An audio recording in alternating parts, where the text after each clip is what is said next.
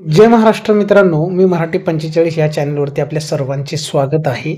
PM किसान सन्मान निधी योजनेचा 19वा हप्ता लवकरच शेतकऱ्यांना त्यांच्या खात्यावरती जमा केला जाणार आहे आणि फेब्रुवारी महिन्याच्या शेवटच्या आठवड्यामध्ये हा हप्ता जमा होण्याची दाट शक्यता आहे.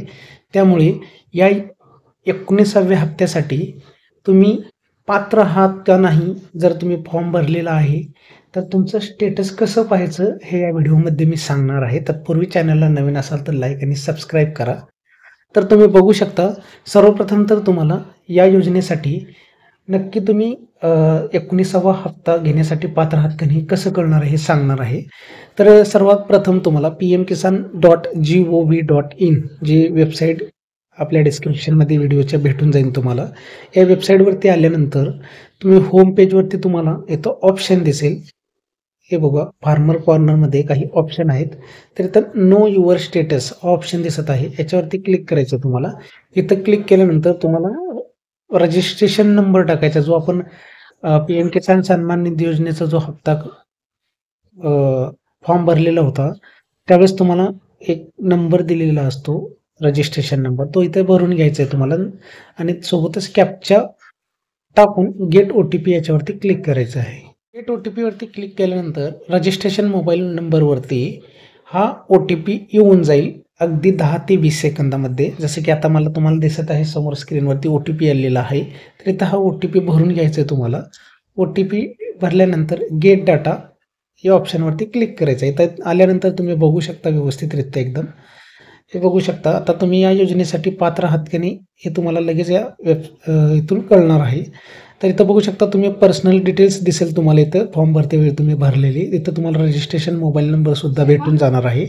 सोबतच तुम्हाला इथं एलिजिबिलिटी स्टेटस या ऑप्शनवरती क्लिक करायचं आहे. आता या योजनेचा 19वा हप्ता मिळवण्यासाठी शेतकऱ्यांना एक सर्वात महत्त्वाची बाब अशी आहे की लँड सीडिंग, KYC स्टेटस आणि आधार बँक अकाउंट सीडिंग हे तिन्ही जे ऑप्शन दिसत आहेत ते, जसं आता टिक दिसत आहेत ग्रीन, हे ग्रीन असणं आवश्यक आहे, तरच तुम्हाला 19वा हप्ता भेटणार आहे. एवढं बेसिक गोष्ट आहे या योजनेसाठी पात्रतेत समजून घ्या. आणि सोबतच तुम्ही बघू शकता FTO प्रोसेससुद्धा तुम्हाला येस असणं इथं कंपल्सरी आहे. आणि खाली लेटेस्ट इन्स्टॉलमेंट डिटेल्ससुद्धा तुम्हाला इथं दिसून जाईल की 5वा हप्ता आता कुठल्या बँकेत जमा झालेला आहे. आधार नंबर थ्रू म्हणजे डेबिटेडद्वारेच आहे आता हे पीएम किसान सन्मान निधी योजनेचा हप्ता जमा केला जातो, कंपल्सरी आहे तो.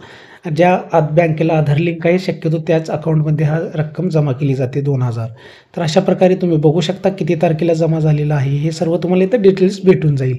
तर आता मी या योजनेसाठी म्हणजेच 19वा हप्ता प्राप्त करण्यासाठी पात्र आहे हे या स्टेटसवरून कळून जातं तुम्हाला. एलिजिबिलिटी स्टेटसमध्ये हे तिन्ही ऑप्शन येस असणं कंपल्सरी आहे. अशा प्रकारे ह्या 3 स्टेज कंप्लीट असलेले शेतकरी हा 19वा हप्ता घेण्यासाठी पात्र असणार आहेत, हे लक्षात ठेवा.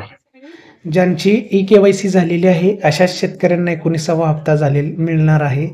लँड सीडिंग असणं सुद्धा कंपल्सरी आहे आणि आधार बँक अकाउंट सीडिंगसुद्धा म्हणजे बँकेला आधार लिंक असणं सुद्धा गरजेचं आहे, तरच तुम्हाला ही रक्कम मिळणार आहे, हा हप्ता भेटणार आहे. एवढं लक्षात घ्या. अगदी सोपी पात्रता आहे. लवकरात लवकर याचे तिन्हीपैकी एकही राहिलेला आहे करायचं कंप्लीट प्रक्रिया, त्यांनी लवकरात लवकर करून घ्यायचं आहे जवळच्या CSC सेंटरमध्ये जाऊन. जर माहिती आवडली असेल तर चॅनलला लाईक आणि सबस्क्राईब करा.